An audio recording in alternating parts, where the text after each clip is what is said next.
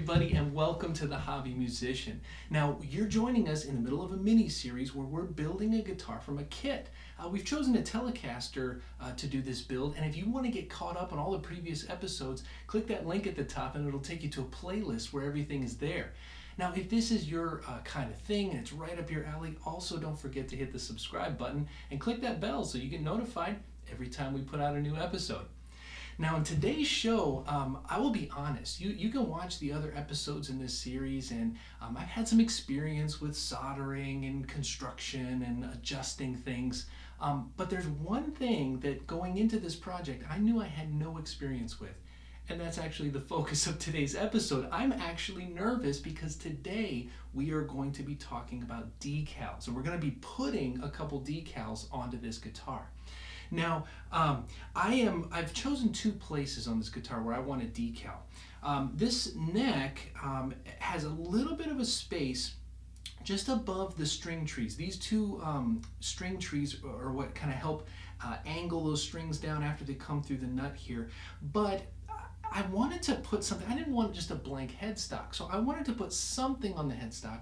But I didn't want to do something large and elaborate. I looked at it, and after I kind of have these here for reference, position reference, I just said, you know what, I just want to put something right there, just right kind of in the middle of the headstock, something maybe ornate. I didn't want a word or something like that. So I got online and I just kind of looked around at some of these free stock image resources, and I actually selected this picture. I kind of picked it because it looked like it was kind of elegant and kind of has a floral embellishment kind of a thing, and I just kind of like it.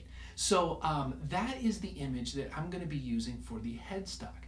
Now, it wouldn't be a mini series on the Hobby Musician channel if we didn't get our logo in there somewhere. So the second image, or the second decal that I wanted to put, is our circular logo like this. So I just like that H&M, and where I've selected to put it, I want to actually put it on the back of the body. I kind of think it might look nice kind of down here, just in the bulk of the back, putting it right there. I kind of went back and forth. Do I put it on the back? Do I put it on the front? And I'm not really like a flashy guy, ostentatious, that kind of a thing. So if I were to, smack it right here on the front so that every time I go out and play, people are just staring at that, it's not my style. So I figured, hey, every time I pick up the guitar, from a stand and I'm slinging it over my neck, I'll be the one that gets to see that there. So kind of, will be a little inside joke for me. So those are the two decals that we're going to use. Now, I went through a lot of different methods. I did my homework and I wanted to pick the right way to do decals. So I settled on using Waterslide decals. Now that's just kind of a generic term. A lot of different companies make this decal paper, but that's what it is. It's a special decal paper that you can print images onto and then kind of cut them out, and through a process of coating and then soaking in water, you can actually water slide, you can slide these decals kind of onto surfaces, and they make them for everything. You can do ceramics, you can do scrapbooking, you can do a lot of things, but they also work for wood projects. So that's what we're going to use them today. And I just ordered it off of Amazon, and you can kind of order them in different size packs. I ordered a 15 sheet pack, but they're basically, like we just said, it's a special type of paper that you can feed into an inkjet or laserjet printer that you might have at home, and whatever image you make on the computer, you can print onto there. So there is some, you're going to want to read the directions. Each brand has their own kind of unique or special set of directions, but make sure you read it. I actually had to go through, as I was making the decals, I had to coat them with a thin layer of clear coat paint. So that's why I have this here, just to remind me, make sure you follow the directions. So once you have that, I'll take you through the process. So you've seen the two images that I wanted, but I also knew that I needed to do some size testing. So the first thing that I did was I went on the computer and I made a sheet like this. Now you can see on here that I have those two images that we showed, but I copied and pasted them a bunch of times, and I just slightly changed the size.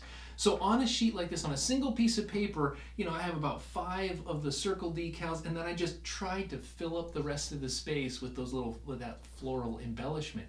The reason I did this is because I needed to select. I wanted to make sure I got the right size. So I printed this off and then used kind of some scissors, and I went through and I eyeballed, I held up the piece of paper, I held it up to the body and the neck, and I kind of eyeballed which ones that I think were closest to the size that I wanted. Because you can see here, I didn't cut out every single thing. I wanted to save some time. So I kind of found the ones that I thought were closest, and then when I cut them out, I had a couple different sizes, and I went through and I held them up in the places that I wanted them to go. And after kind of sizing them and moving them around, I made my final decision. Now this is the key.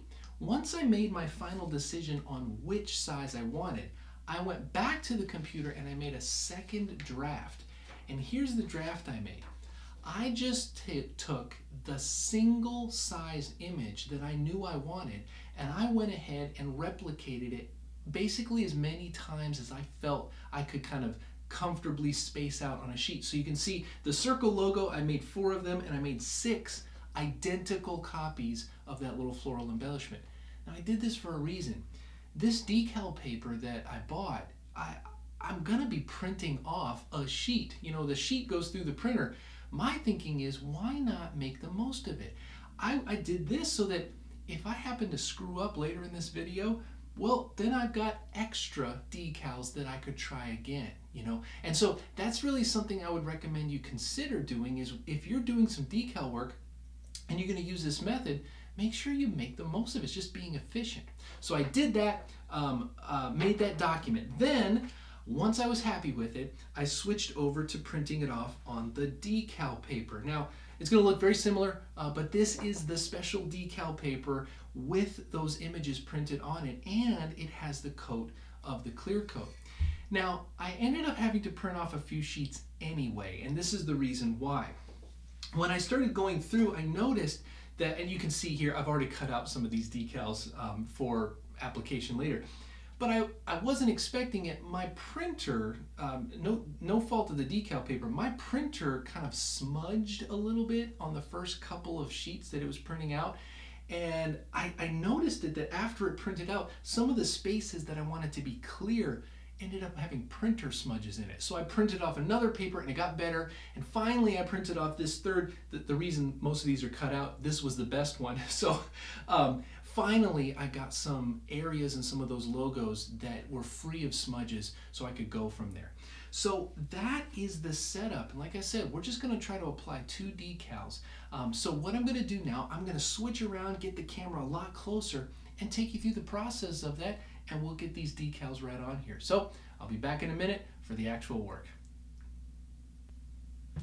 All right, everybody, welcome to the workbench. So what I've tried to do here, I've tried to set up the camera so that you can kind of see the workflow here. Now, as we said before, depending on the exact brand of these decals that you get, you're gonna have to read the instructions. But I think for the most part, once you've prepared the decals and you've got that clear coat of acrylic on there, after that, they're fairly similar. They're called Waterslide because you can take these decals and you'll need a bowl of kind of like lukewarm water, and you'll soak them in there for about 30 seconds, 30 to 60 seconds. And what that does is that will weaken the backing paper. Then we will pull them out and get them kind of lined up where we want them to go. And once we have them in the place, you'll then hold down one edge and slide out that backing paper, hence the name. So that's what I'm going to do right now. And I've got just an old t-shirt rag here that just in case I need to sop up any extra water. But that's what I'm going to do. I'm going to pop this in here and I'm going to start a timer on my watch so I can keep track of this. And we'll give it a shot. We'll see how we can do this. So, all right, well, I'll time lapse it so that you don't have to watch 30 seconds, but we'll be right back ready to go with this.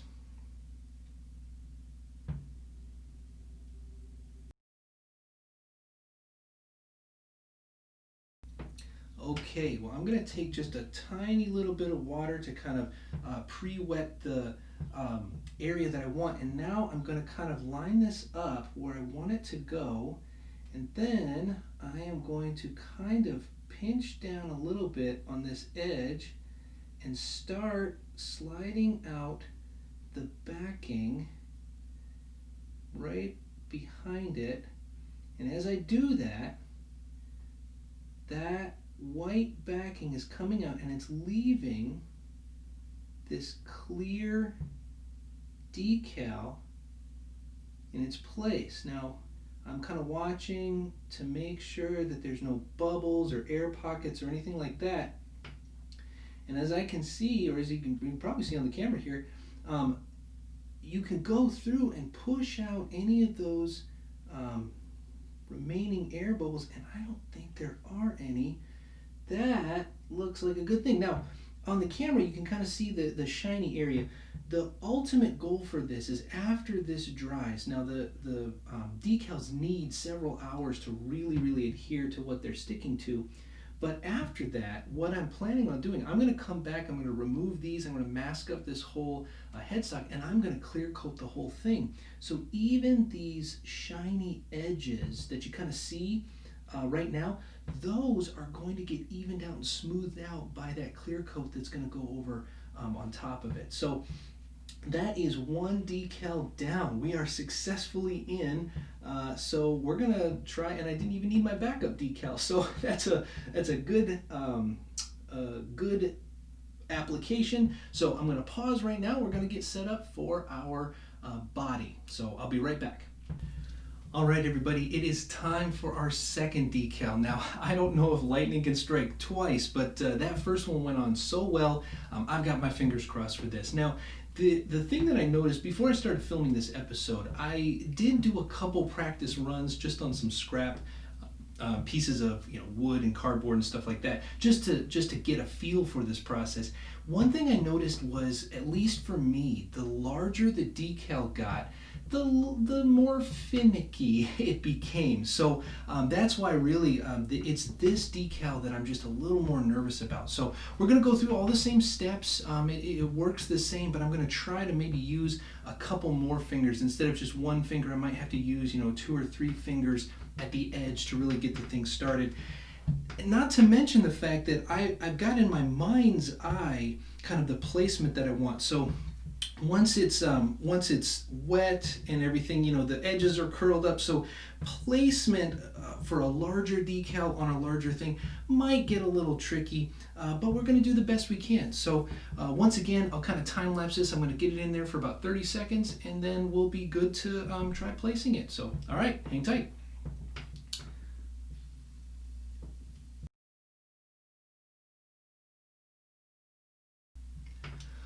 All right, here we go. Once again, I'm going to take just a little bit of water, and I'm going to kind of wet down, pre-wet down the area that I'm going to go in.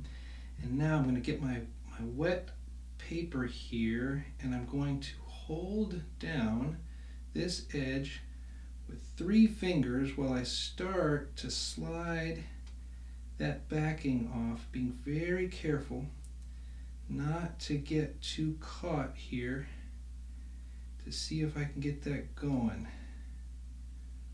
There it starts to go. So now I'm going to go very carefully and kind of keep it.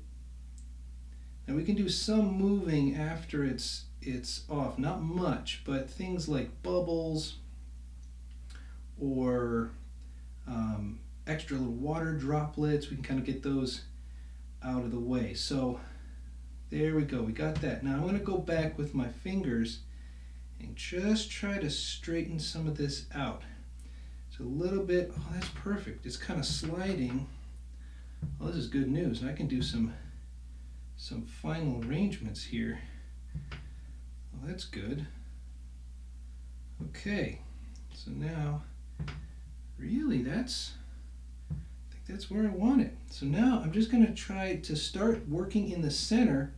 I'm going to try to push down anywhere I see little maybe bubbles, and that could be, like I said before, that could be a water drop, or it could be little air pockets.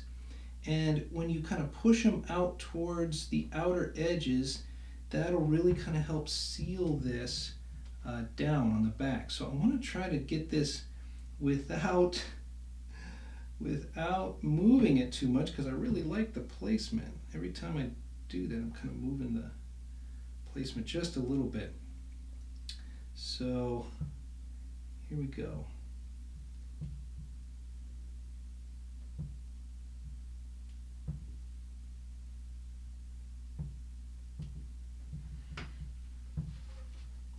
I'm just checking, I'm holding it up. Just checking where it is. I like that. That's really good. I like that. Okay, so now, every time I move, I just get 1 or 2 droplets, and then it just budges it a little bit. But that's good to know. If you're thinking about doing this for yourself, with that little layer of water, it buys you some maneuvering time afterwards. This goes on there, so I don't want to. I guess it really does look pretty flat, at least to my eye. So what I'm going to do, I'm actually going to leave it. I don't want to do. I can't stop myself. Can't stop myself from fidgeting here, but I think overall, I'm going to do one last check here, see if I like the placement, and I really do. So I am going to dab off just the top water so that there's not any pools. I don't want just little, like literally pools, little droplets on top of this. But then I'm going to let the rest of it, I keep bumping it, keeps moving.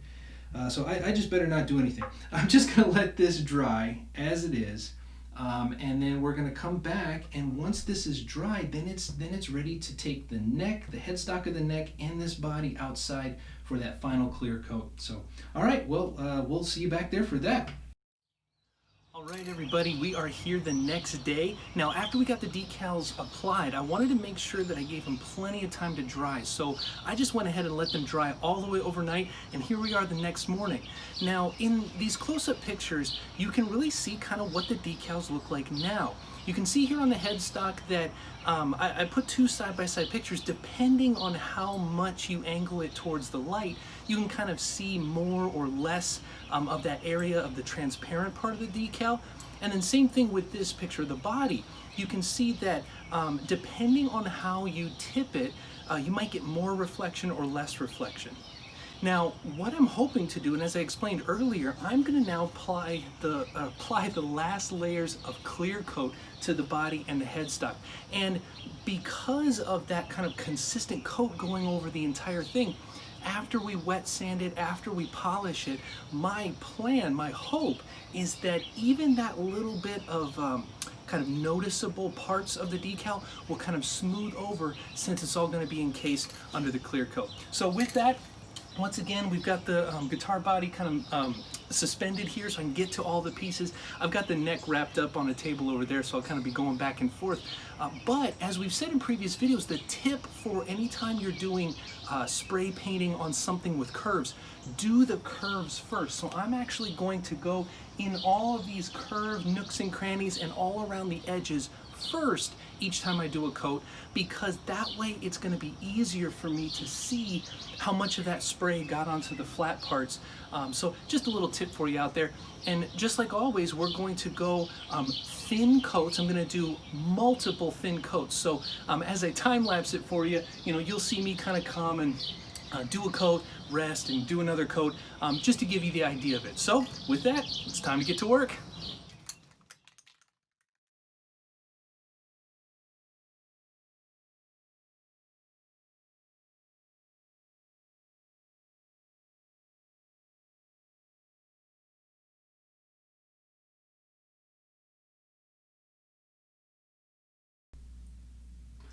Well, we are all set. We're done with the decal portion of this build.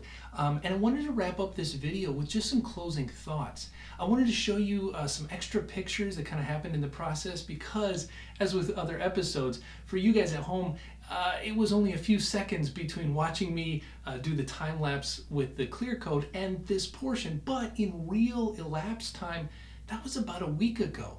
because once I finished with the clear coat, and I think in total I did about 4 total coats, I wanted to let that paint dry completely. So I set up the headstock and the body and I let those sit for a full week before I did anything with them. Now, as you're going to see in some of these close-up pictures, the next part of the process went like this. This first image you're going to see is kind of what the paint looked like right after. I hadn't done anything to it. I just picked it up after it was dry, and you can see through there that just very, I guess, noticeable just bumpiness. There's just that roughness over the whole surface. And to be honest, that's pretty normal when it comes to spray type applications. Those little droplets that are shooting at the surface kind of bump up. That's normal. So what I did then was I started to do a sanding process, a wet sanding process. And you can see here, I actually used 2000 grit sandpaper. And using the wet sanding techniques, I had a bowl of water, soaked the paper in there, and then I used just a really flexible kind of small sanding block so that all over those surfaces I was able to sand down very, very gently those high ridges so that the surfaces became uniform again. And using that 2000 grit already got us a good portion of the way towards a final finished kind of a mirror type shine. Now in this next image you're going to see once I kind of finished that, I then switched over to using polish. Now this is literally a car polish. This is Meguiar's Ultimate Polish, and I just went to just a car parts store and picked this up because taking a surface that was already wet sanded down to 2000 and then going through following the directions for polish, a nice soft cloth, you can see in this image there's a very clear delineation. You can see the portion of the guitar body that was polished and then the portion of the guitar body that I hadn't yet gotten to. And you can see the huge difference, just the shininess and the reflections there. Now, after I went and finished the body and the headstock, doing the sanding and the polishing, you can see in these final images, these are what it looks like. The body, you can see the kind of, I try to hold it at angles. You can really see that shininess that's going over the whole thing. And the same thing here with this image of the headstock. Just a uniform kind of a just mirror glaze over the whole thing. Now, I do want to just kind of explain some of the things that I noticed in the process. Now, I am not going to try to convince you that this was perfect. There were things that didn't go according to my plan. One of those was that in the spraying process, I actually was spraying it on a day where there were more bugs than I was anticipating, and there were about 3 or 4 bugs that landed on the body while the clear coat was still wet, and they actually got stuck in there. And so in the sanding process, I had to spend more time sanding some areas, and in fact, to get the bugs out, there was one spot on the back of the body here where I had to sand, and I actually sanded through the clear coat. Now, I left it. I want to be clear that I'm not building this guitar because I'm trying to make a museum showpiece. I'm building this guitar because I want to make music. And I want it to look good, and I think it does look good. But I just want to encourage you at home that if you're going through a project, if you get, I would say something, if you get 98% of the way, the place you want to be, that's really good. And so for me, I really see the headstock and the body and these decals, I've gotten about 98% to where I want to be, and I'm okay with that. So there was one spot on the back here that no amount of polishing, it's very high gloss. The paint itself was a gloss kind of a paint, but if you hold it just right, you kind of can tell where that spot was. Additionally, there are still some areas, and you can go back and watch our painting video where I explain some of the challenges I had with just the painting. There are still some areas where if you just hold it right, you can kind of see just minuscule areas of grain and that kind of stuff still going through. But overall, these really did work. And the decals themselves, I'm very pleased with. I wasn't able to get a perfect blending out of those decal lines, but I was able to make it a lot less noticeable. So you can see here in these final close-up pictures, this is what the guitar looks like now. And so coming back here, you can kind of see that just holding it and moving it around, like in any kind of realistic situation, if I'm on stage playing and I'm moving around or something like that, just being able, you get this nice gloss, and yeah, if you kind of turn it just right, you can maybe see where those decals are. But honestly, I have the images that I wanted, that I kind of imagined in my mind. They're on the guitar and they're encased and they're protected. So over time, they're going to be stable and safe. So I'm really happy with how these, the body and the neck turned out when it comes to decals and when it comes to this final kind of clear coat, because you can see, just moving it around, still have work to do to get this guitar finished. But as far as it goes with decals, you can see here that they really are just kind of smoothly integrated into this paint job. So it's been a learning experience. As I said at the beginning of the video, I'd never done this before, and I learned a lot. So if I'm thinking ahead to our next project, I've got a good start on that. So thank you for watching. I hope you learned something at home, and as always, until next time, play on, my friends, play on.